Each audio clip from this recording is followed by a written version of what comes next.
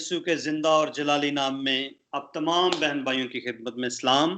मेरा ईमान है कि आप सब लोग तंदुरुस्त हैं और खुदावंद का शुक्र है कि आज फिर उसने हमें इकट्ठा किया है ताकि हम सब मिलकर खुदावंद के नाम की ताज़ीम करें और उसके कलाम की सच्चाइयों में से अपनी रहनुमाई के लिए जो है वो खुदा के कलाम में से अपनी बरकत की बातों को जो है वो सीख सकें।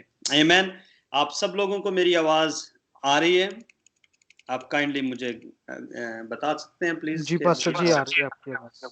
चले, praise the Lord, thank you so much, God bless you all. आज हम यहाँ पर इसलिए जमा हुए हैं कि हम अपनी रूहानी तरक्की में और ज्यादा आगे बढ़ सके एक कदम, क्योंकि किताब मुकद्दस में लिखा है कि जो साधक हैं वो नूरे सहर की मानद हैं। नूरे सहर क्या होता है? जब सुबह सूरज जो है वो चढ़ता है, तुलू होता है, तो वो क्या करता है, वो हर घंटे के साथ जैसे जैसे टाइम गुजरता जाता है उसकी रोशनी बढ़ती चली जाती है। दोपहर तक आप देखें सूरज एकदम पूरी अपनी आबोताब के साथ चमक रहा होता है। ठीक है, तो मसीही भी ऐसे ही हैं बहन भाइयों। उनकी जिंदगी जब वो यस्सु में आते हैं तो उनका काम है यस्सु की पहचान में बढ़ते जाना, हर रोज तरक्की करते जाना, हर रोज एक नए कदम पे, एक नए लेवल के ऊपर, एक नए डायमेंशन के ऊपर जाना। तो ये मसीहियों की जिंदगी का जो है वो सबसे इंपॉर्टेंट काम है कि उन्होंने रुकना नहीं है, बल्कि क्या करना है, बढ़ते चले जाना है। ठीक है जी, अगर हम रुक जाएंगे तो हमारी रूहानी तरक्की रुक जाएगी, हमारी जो सप्लाई है वो रुक जाएगी, खत्म हो जाएगी और हम आहिस्ता आहिस्ता जो है वो पीछे की तरफ जाना शुरू कर देंगे।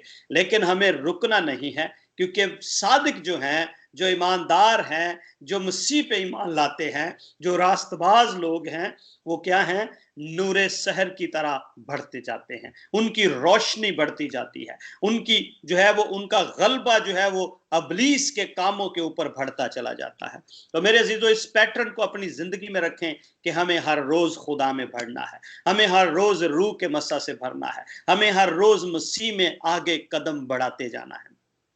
हम जैसे गीत गाते हैं अक्सर, सिपाही यस्सु के कदम बढ़ाता जा, तो आप यस्सु मसीह के क्या हैं जी? सिपाही हैं। आप जो है वो अबलीस के अगेंस्ट खड़े होते हैं, जंग लड़ते हैं। आपको आगे की तरफ बढ़ने की जरूरत है, कदम बढ़ाने की जरूरत है। तो आज हम जो है वो, जिस तरह हम पिछले कुछ वीक्स के अंदर हमने सीखा था स्पिरिचुअल वॉरफेयर के बारे में, रूहानी जंग के बारे में। तो रूहानी जंग जो है, मैं उसके ताल्लुक से जो है वो लास्ट टाइम हमने सीखा था कि वॉरफेयर प्रेयर जो है वो कैसे की जाती है, यानी रूहानी जंग के अंदर जब हम प्रे में आते हैं, रूहानी जंग लड़ते हैं, तो वो हम दुआ किस तरह करते हैं, वो पार्ट हमने सीखा था। ठीक है, अब उससे अगला पार्ट एक और है जो वेरी इंपॉर्टेंट है कि रूहानी जंग के अंदर चर्च का कॉन्सेप्ट क्या है, यानी चर्च की अहमियत क्या है रूहानी जंग के अंदर। तो मेरे अजीजों, आज हम उसको देखेंगे और फिर उसके बाद आज हम जो है वो गेट्स देखेंगे, द गेट्स ऑफ हेल जब वो ओपन होते हैं तो इब्लीस किस तरह आपकी जिंदगी के अंदर जो है वो एक्सेस लेता है, किस तरह वो इंटर होता है। हमें आज थोड़ी उनके ऊपर बात करनी है, सीखना है, ताकि हम जो कि मसीह की पहचान में बढ़ रहे हैं, जो कि यीशु के फॉलोअर हैं, हम अपने एनिमी को पहचान पाएं कि वो कौन से रास्ते इस्तेमाल करता है जब वो हमारी जिंदगी में दाखिल होता है। तो उन दरवाजों को हमें बंद करना है ताकि हम इब्लीस के अटैक से बच सके, क्योंकि कलाम में लिखा गया है कि इब्लीस को हमें क्या करना है, बचना है। किस तरह हमें अपने आप को डिफेंसिव वॉर में, आज मैं थोड़ा डिफेंसिव वॉर के ऊपर बात करूंगा कि हमें डिफेंसिव किस तरह होके, किस तरह हम जो है वो इब्लीस से बचते हैं और हम अपने आप को कंट्रोल, ये सेल्फ कंट्रोल की एक जो मेन वो बनेगी बात कि वो हमारा सेल्फ कंट्रोल कितना है, जो हमें इस बात की आगाही देता है कि हमें वो दरवाजे बंद रखने हैं जहां से इब्लीस आपकी जिंदगी में दाखिल हो सकता है। आमीन। तो ये टॉपिक काफी बड़े हैं लेकिन टाइम कम है मेरे पास, बिल्कुल 10 मिनट मोर हैं, तो मैं चाहूंगा कि इनके इस 10 मिनट के अंदर अंदर मैं इसको कवर करने की कोशिश करूंगा। जी, एक हवाला मेरे साथ देखिए, जिनके पास खुदा का कलाम मुकद्दस है वो मेरे साथ निकाल सकते हैं। मत्ती रसूल की मार्फत लिखी गई अंजील मुकद्दसा, उसका 16वां बाब और उसकी 18वीं और 19वीं आयत। मत्ती रसूल की मार्फत लिखी गई अंजील मुकद्दसा, उसका 16वां बाब और उसकी 18वीं और 19वीं आयत। तो जिनके पास खुदा का कलाम मुकद्दस है वो उसको निकाल लें और पढ़ें, और जिनके पास नहीं है इस वक्त वो इसको बड़े गौर से सुनिएगा। मैं इसको पढ़ना चाहता हूं। मैं एक दफा इसको उर्दू में पढ़ूंगा और एक दफा इंग्लिश में, ताकि आपको कॉन्सेप्ट अच्छे से क्लियर हो जाए। जी, तो यहां पर यूं लिखा है 16वें बाब की 18वीं और 19वीं आयत में, और मैं भी तुझसे कहता हूं कि तू पतरस है, और मैं इस पत्थर पर अपनी कलीसिया बनाऊंगा, और आलम रवा के दरवाजे उस पर गालिब ना आएंगे। मैं आसमान की बादशाही की कुंजियां तुझे दूंगा, और जो कुछ तू जमीन पर बांधेगा वो आसमान पे बंधेगा, और जो कुछ तू जमीन पर खोलेगा वो आसमान पर खुल जाएगा। खुदावंद के कलाम के पढ़े और सुने जाने पे उसकी बरकत हो। मैं अब इंग्लिश में भी इसको एक दफा रिसाइट करता हूं, काइंडली आप तवज्जो के साथ सुनिए। 16वें बाब की 18वीं और 19वीं आयत जो है उसमें यूं मरकूम है, and I shall also unto thee that thou art Peter, and upon this rock I'll build my church, and the gates of hell shall not prevail against it. And I'll give unto thee the keys of kingdom of heaven, and whatsoever thou shalt bind on earth shall be bound in heaven, and whatsoever thou shalt loose in the earth shall be loosed in heaven. So, इसमें ये लिखा गया है जिसके ऊपर हमने आज बात करनी है, जो सीखने वाली बात है। एक पॉइंट छोटा सा मैं आपको बता दूं। उसकी एक थ्योरी है जो बहुत सारे लोग बिलीव करते हैं कि शायद यीशु मसीह जब यहाँ पर बात कर रहे हैं तो वो पतरस को ये बात कह रहे हैं, अपने शागिर्द को ये बात कह रहे हैं। आपको पता है पतरस बहुत ही जोशीला शागिर्द था, हर वक्त तैयार रहता था कुछ ना कुछ करने के लिए, बड़ा एक्टिव बंदा था। तो अब वो यहाँ पर ये सब टाइम समझते हैं कि यीशु मसीह कह रहे हैं कि मैं अपनी कलीसिया पतरस पे कायम करूंगा। तो मेरे अजीजों, ये कॉन्सेप्ट जो है ये ठीक कॉन्सेप्ट नहीं है। कलाम में लिखा है, पतरस को यीशु मसीह कह रहा है कि तू पतरस है, ठीक है। पतरस को पीटर कहा, पीटर यानी पीटर का मतलब है रॉक, ठीक है। अब इंग्लिश में जो वहां पे वर्ड यूज किया गया है वो पेट्रा है, ठीक है जी। अब जो वर्ड पेट्रा यूज किया गया है वो उसके लिए छोटे पत्थर के लिए, अगर आप इसका ट्रांसलेशन पढ़ें तो वहां पर है छोटा पत्थर, स्मॉल स्टोन, स्मॉल रॉक। यानी अब यीशु मसीह ने कहा कि मैं इस पत्थर पर, यानी यीशु मसीह बात कर रहे हैं अपनी, कि मैं इस पत्थर पर अपनी कलीसिया को बिल्ड करूंगा। और जब यीशु मसीह यहां पर बात करते हैं इस पत्थर की, तो जो दूसरा लफ्ज इस्तेमाल किया गया है वो पेट्रोस इस्तेमाल किया गया है। पेट्रोस का मतलब है बिग रॉक, यानी बिग चट्टान, बड़ा पत्थर। तो हम देखते हैं कि पतरस he was like I mean के वो आम इंसानों की तरह एक हमारे जैसा इंसान था। अब और ये बिब्लिकली जो है स्पिरिचुअली तौर पे ऐसा कभी नहीं हो सकता कि यीशु मसीह अपनी कलीसिया पतरस पे कायम करे, क्योंकि पतरस जो है वो, यानी आप देखते हैं कि वो डामाडोल हुआ बीच में, ठीक है। उसने यीशु का इनकार किया, उसने बहुत सारी चीजें ऐसी भी थी जो कि अकॉर्डिंग टू उसके मुताबिक नहीं हुई हो सकी। लेकिन यीशु मसीह अपनी कलीसिया अपने ऊपर बिल्ड करेगा, इसलिए कोई भी उस कलीसिया को हिला नहीं सकेगा। और उसमें लिखा है कि जहन्नम के दरवाजे, ठीक है, द गेट्स ऑफ हेल। यहां पर लिखा गया है आलम रवा के दरवाजे, लेकिन इंग्लिश में पढ़े तो लिखा है द गेट्स ऑफ हेल। जो जहन्नम के दरवाजे हैं वो उस पे कभी भी क्या करेंगे, गालिब नहीं आ सकते। ये सिर्फ और सिर्फ मेरा और आपका यीशु मसीह है कि यीशु मसीह अपनी कलीसिया अपने ऊपर, अपना चर्च बिल्ड करेगा। आइए हम जो मेन टॉपिक है उसकी तरफ बढ़ते हैं कि वो है concept of the church in spiritual warfare. आज हम इस बात पे थोड़ा सा देखेंगे। इसमें हम फोकस ये करते हैं कि चर्च जो है वो उसकी बड़ी खास अहमियत है, ठीक है। और यीशु ने कहा मैं अपनी कलीसिया बनाऊंगा इस पत्थर पे, यानी अपने ऊपर मैं इसको क्या करूंगा, बिल्ड करूंगा। और इस कलीसिया के ऊपर क्या होगा, जो गेट्स हैं, जो जहन्नम के दरवाजे हैं, यानी जहन्नम की लानतें, अबलीस की तासीरें, अबलीस के काम और मंसूबे, इनके ऊपर क्या करेंगे, गालिब नहीं आ सकेंगे। क्यों? क्योंकि यीशु ने अबलीस के सर को कुचला है, यीशु ने उसे शर्मिंदा किया है, यीशु ने उसको जो है वो हराया है, उसको जो है यीशु ने मौत पर जो है वो कब्र पर फतह पाई है। और अब क्या हुआ है कि यीशु ने जब फाते हुआ है तो उसने हमें भी फाते बनाया है। अक्सर हम गाते हैं कि फाते हमें बनाता है रब्बुल अफवाज का। तो आप यीशु का जो नाम है, यानी वो नाम जिस नाम के आगे हर घुटना झुकता है, यीशु के कफारे के वसीला से, उसकी दी गई कुर्बानी के वसीला से उसने हमें फाते बनाया है मेरे अजीजों। फतह से बढ़कर गलबा दिया है। इसलिए क्या होगा कि अबलीस के जो जहन्नम के दरवाजे हैं, जहन्नम की लानतें हैं, वो उसके लोगों के ऊपर, उसके चर्च के ऊपर, उसके बदन के ऊपर गालिब नहीं आएंगे। अब हम बढ़ते हैं आगे। द गेट्स ऑफ हेल, यानी जहन्नम के दरवाजे क्या हैं। जब स्पिरिचुअल वॉरफेयर में हम आते हैं तो हमें ये समझना जरूरी है कि ये दरवाजे ओपन नहीं होने चाहिए। अगर ये खुले रह जाएं तो हमारी जिंदगी के अंदर बहुत सारी प्रॉब्लम अबलीस पैदा कर सकता है। आपको पता है कि स्पिरिचुअल रेम के अंदर ये बहुत ज्यादा जरूरी है। यीशु ने कहा कि मैं क्या करूंगा कि चर्च की जो है वो कुंजियां जो है वो बादशाही की वो दूंगा। किसको? चर्च को दूंगा, यानी कलीसिया को दूंगा। ठीक है, इसमें अगर आप पढ़ें इसको तो यहां पर लिखा हुआ है, और मैं आसमान की बादशाही की कुंजियां तुझे दूंगा। ठीक है, यानी दरवाजों को ओपन करने के लिए कुंजियां इस्तेमाल की जाती हैं। अब हमारा जो मेन टॉपिक है जिसको हम अंडरस्टैंड कर रहे हैं वो है डोर्स। ठीक है, तो अब अगर थोड़ा सा डोर की जो एनालॉजी है उसको समझने की कोशिश करें कि वो क्या है।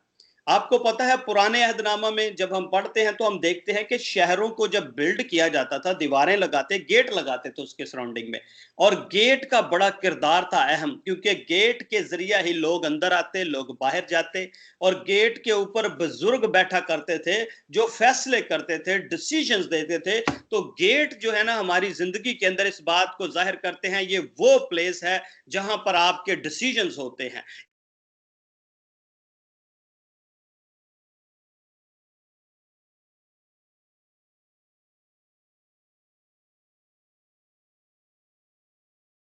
Hallelujah, hallelujah, praise the Lord. जी आप मुझे सुन पा रहे हैं?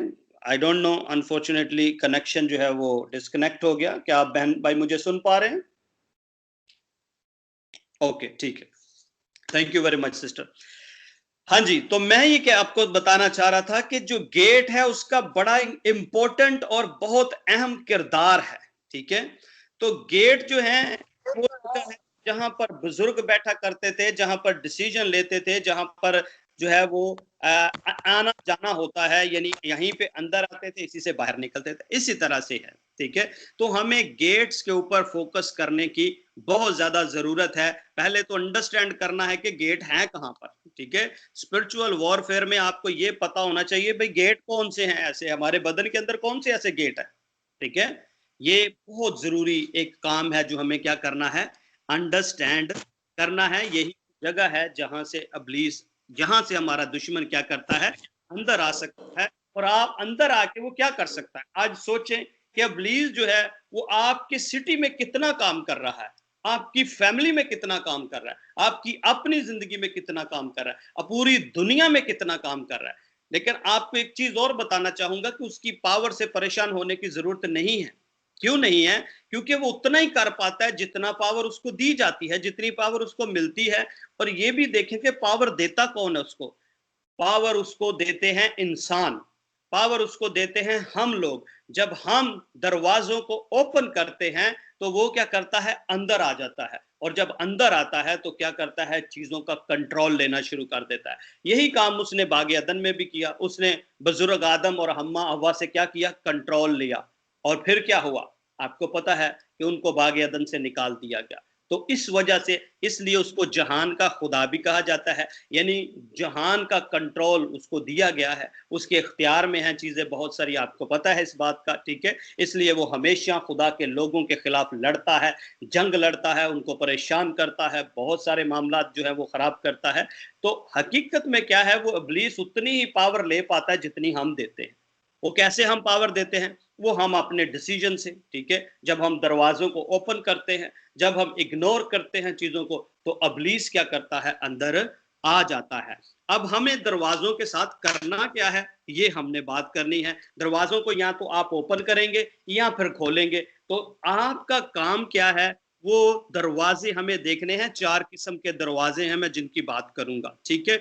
अब उनमें 2 तरह की बातें होती हैं जब हम दरवाजों को खोलते हैं और दरवाजों को बंद करते हैं। जो दरवाजे आपको बंद करने हैं वो कौन से हैं, जो दरवाजे आपको खोलने हैं वो कौन से हैं। जो बंद करने हैं उनके ऊपर जरा काम करते हैं। इनको जो गेट्स हमें बंद करने, इनको कहा जाता है डिफेंसिव वॉरफेयर। ये डिफेंसिव होती है, हम इसमें क्या कर रहे होते हैं, हम अपने लिए लड़ रहे होते हैं, यानी अपने आप को सेव कर रहे होते हैं, ठीक है। लेकिन जो दरवाजे हम खोलने वाले होते हैं उसको हम कहते हैं ऑफेंसिव वॉरफेयर, जिसमें हमें दरवाजे खोलने हैं। और वो दरवाजे कौन से हैं, वो ग्रेट कमीशन है। हमें दुनिया में जाना है, जाके खुदा के कलाम की क्या करनी है, मुनादी करनी है और लोगों तक पहुंचाना है। मैं जरा क्विकली आपको इसका रिव्यू दे देता हूं क्योंकि टाइम जो है वो हमारा बड़ा वो है, शॉर्ट है। तो अब क्या करना है, सबसे पहला दरवाजा कौन सा है जी, जिसको हमें क्या करना है, बंद करना है। ये डिफेंसिव वॉरफेयर है। इसमें सबसे पहला दरवाजा आपका माइंड है मेरे अजीजों। ये आपकी बिगेस्ट बैटल ग्राउंड है। ये सबसे बड़ी जो है वो मैदान जंग है। यहां पर है स्पिरिचुअल वॉरफेयर की, जो आपके माइंड में होती है। वो कैसे होती है, क्योंकि अबलीस क्या करता है, हमारे जहन को ऐसी सोचों से भरता है। फॉर एग्जाम्पल लस्ट की सोचें, ठीक है। लस्ट आपको पैसे का भी हो सकता है, हवस हो सकती है, ग्रीडीनेस हो सकता है, क्रेज आ सकता है कि इंसान कहे नो जी मैं अमीर बन जाऊं, मैं सबसे बड़ा हो जाऊं। मैं किसी भी तौर से, आप देखें कि जो अमीर हैं उनका लालच खत्म नहीं होता। हर वक्त वो क्या करते हैं, पैसे के बारे में सोचते हैं। हर वक्त वो क्या करते हैं, आगे ही आगे सोचते हैं। आपको पता है एक अमीर आदमी यीशु के पास आया और कहने लगा जी कि मैं आसमान की बादशाही, हमेशा की जिंदगी कैसे पा सकता हूँ। यीशु ने कहा भी सारा कुछ बेच और मेरे पीछे हो जा। यीशु ने पहले उसे कहा हुक्मों को मानो। कहता जी मैं सारे हुक्मों को मानना। यीशु ने कहा जी चल फिर आप एक काम कर, अपना पैसा गरीबों को दे दे और मेरे पीछे हो जा, अगर तू कामिल होना चाहता है। और वो क्या करता था, वो बिल्कुल वहां पे निराश हुआ, परेशान, यानी वो अपसेट हुआ और ये चला गया। उसने ये बात नहीं सुनी। क्यों? क्योंकि उसके दिल में पैसे का लालच था। वो छोड़ना नहीं चाहता था दौलत को। आज हम देखें कि लोग दुनिया की दौलत के लिए क्या कुछ करते हैं। लोग अपना ईमान बेच देते हैं, लोग अपने रिश्तेदारों को बेच देते हैं। पैसा जमा करने के लिए लोग झूठ पर झूठ बोलते हैं। लोग और पता नहीं क्या क्या करते हैं, यानी पैसे को इकट्ठा करने के लिए। आपको पता है पैसे की वजह से यहूदा इस्करियोती ने यीशु मसीह को बेच दिया। इमेजिन करें, ये वो बंदा है जो यीशु के साथ रहा है, यीशु के गल्ला में से, ये यीशु के उसमें से पैसे में से लेके खाता रहा, अपनी जरूरतें पूरी करता रहा। उसके बावजूद भी इसका हवस और इसका लालच खत्म नहीं हुआ। इसने क्या किया, एंड पे अपने ही उस्ताद को, अपने ही टीचर को, अपने ही रबी को जो है क्या किया, 30 सिक्कों में जाके वहां पर बेच दिया। इमेजिन करें, ये ऐसी एक चीज है लस्ट। ये कहां पर थी, उसके माइंड में रहता था। हर वक्त वो पैसे के बारे में सोचता था। हर वक्त वो यही ख्याल रहता था कि पैसा कितना आ रहा है, कैसे निकालूं। वो चोरी करता था, वो चोर था, पैसे निकालता था, चोरी की आदत पड़ गई थी उसको। तो मेरे अजीजों, क्योंकि वो अमीर, क्योंकि वो चाहता था मेरी जिंदगी ज्यादा से ज्यादा अच्छी बेहतर हो सके, इसलिए वो पैसे चुराता था। इसलिए उसके अंदर एक क्रेव था, पैसे का लालच पड़ चुका था उसको। इसके बाद हम देखते हैं प्राइड की स्पिरिट। ये आपके माइंड में आता है कि अच्छा मैं दूसरों से बड़ा हूं, मेरी तालीम दूसरों से ज्यादा है, मेरा म्यार दूसरों से ज्यादा है, मेरा स्टेटस दूसरों से अच्छा है, कोई मेरे बराबर नहीं है। देखें जी मेरा म्यार कैसा है। हर चीज के ऊपर घुमंड, अपनी जॉब का घुमंड कि मेरी जॉब बड़ी अच्छी है जी, मेरा खानदान बड़ा अच्छा है, हमारा स्टेटस बड़ा अच्छा है, हम वेल सेटल्ड हैं, हम इस मुल्क में, हम ये हैं, हम वो हैं। प्राइड, हर वक्त प्राइड की स्पिरिट घूमती रहती है। दूसरों को छोटा जानना, अपने आप को दूसरों से बड़ा समझना। अक्सर औकात आपको पता है माइंड में ये बात रहती जी ये हमारे स्टैंडर्ड के नहीं है, हम इन्हें मिलते नहीं है, हम इनसे सलाम दुआ नहीं करते, सारी ये स्टैंडर्ड के नहीं है हमारे। आप देखें अक्सर आपको सुनने में ये मिलेगा। उसके बाद अनबिलीव की स्पिरिट है। ये भी इंसान के माइंड में रहती है कि इंसान भरोसा नहीं करता, इंसान बिलीव नहीं करता, हमेशा शक में रहता है, हमेशा इधर उधर की सोचों में, इंसानों पे भरोसा करना, अपना माइंड दूसरी चीजों पे रखना बजाय ये कि खुदा के ऊपर रखने के। इसके बाद स्पिरिट की, यानी डर ऑफ फेयर ऑफ स्पिरिट जो है, डर और खौफ की स्पिरिट इंसान के अंदर आती है। वो कहां, वो आपका माइंड है, ठीक है। और ये तब होता है जब अपने जहन का दरवाजा आप खुला छोड़ते हैं और इब्लीस को मौका देते हैं कि वो आपकी जिंदगी में आए और आपकी जिंदगी को खराब करे। इसके बाद कंडमनेशन की एक स्पिरिट है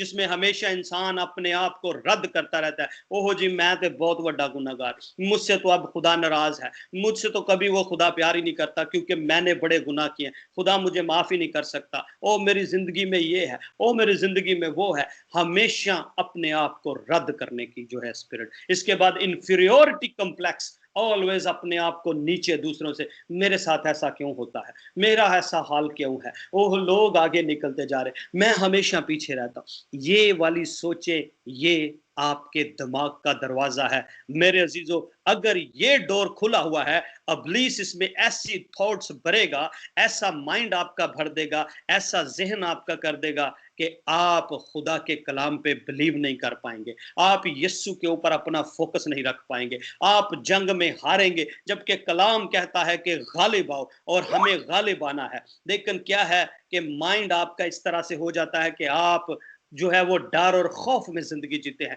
आज भी लोग डर और खौफ में जिंदगी जीते हैं। इवन के खुदा के खादम मैंने देखा है, अगर उनको किसी बदरू गिरफ्ता के ऊपर दुआ करने को बोला जाए, वो डर जाते, वो जाते नहीं, वो दुआ नहीं करते, वो कहते नहीं इस घर नहीं जाना भाई, क्योंकि हम समझते हैं कि शायद हम इसका, उनको ये डर होता है कि कहीं बदरू मेरे ऊपर न हमला कर दे। उनको डर होता है, क्यों? क्योंकि उनको पता है कि हम स्पिरिचुअल वॉरफेयर में कमजोर हैं, हम उस तरह मजबूत नहीं हुए अभी तक, इसलिए वो डर जाते हैं। कौन उसके माइंड में डालता है? इब्लीस। क्योंकि वो कहता है हाँ जी, आगे जो है ना आपसे बड़ा है, ताकतवर है। लेकिन मेरे अजीजों, याद रखें, जब हम अपने जहन में हार मान लेते हैं, जब हम ये सोच लेते हैं कि इब्लीस हमसे ज्यादा जोरावर है, तो उस वक्त हम आगे कदम नहीं बढ़ा सकते, बल्कि डर और खौफ में जिंदगी गुजारते हैं। इसलिए मेरे अजीजों, मैं ये चाहता हूं कि ये जो गेट है आप हमेशा बंद रखें, इब्लीस की बातों को ना सुने, वो झूठा है, वो लायर है। इसलिए वो आपके माइंड को आके जो है वो क्या करता है,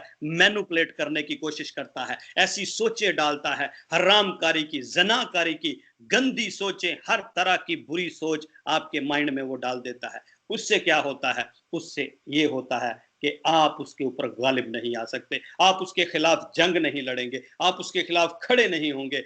इसलिए मेरे अजीजों, इस डोर को बंद रखें, क्योंकि टाइम जो है वो अब काफी हो गया है। तो मैं यहाँ पे ही इसको वाइंड अप करूंगा, यहाँ पे ही क्लोज करूंगा। लेकिन इसके बाद जो आगे और 3 दरवाजे हैं, जैसे मुझे खुदा ने मौका दिया, मैं जरूर आप लोगों के साथ शेयर करूंगा, क्योंकि मैं चाहता हूं कि आप रूहानी जंग को सीखें और रूहानी जंग के अंदर ऐसे मजबूत कदम हो, ऐसे आप जो है वो पावरफुल हो कि इब्लीस आपको देखते ही भागे, इब्लीस शर्मिंदा हो, इब्लीस आपके सामने खड़ा ना हो सके। जिस तरह यीशु उसे बोलने भी नहीं देता था, मेरे अजीजों आपके अंदर भी वो अथॉरिटी है, वो पावर है जो यीशु ने आपको दी है। इसलिए अपने आप को कमजोर मत समझे, इसलिए अपने आप को जो है वो खड़ा हो, देखें कि आप कौन हैं, ये चेक करें कि खुदा ने आपको क्या अथॉरिटी दी है। इसलिए इस पावर को मेरे अजीजों इस्तेमाल करें और यीशु का नाम लें और रूहानी जंग में खड़े हों और मजबूती से खड़े हों, ताकि आप ये जंग जीतें।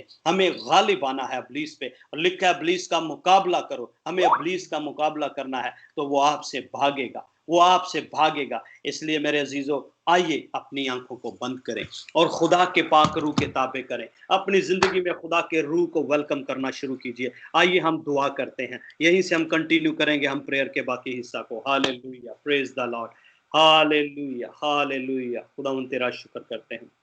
अपनी प्रेयर रिक्वेस्ट आप लिख सकते हैं। आइए हम अपनी प्रेयर रिक्वेस्ट, आप अपने जितने बहन भाई अपनी दुआया दरख्वास्तें लिखना चाहते हैं लिख दें, ताकि उनको देखकर फिर हम उनके लिए भी प्रे करेंगे।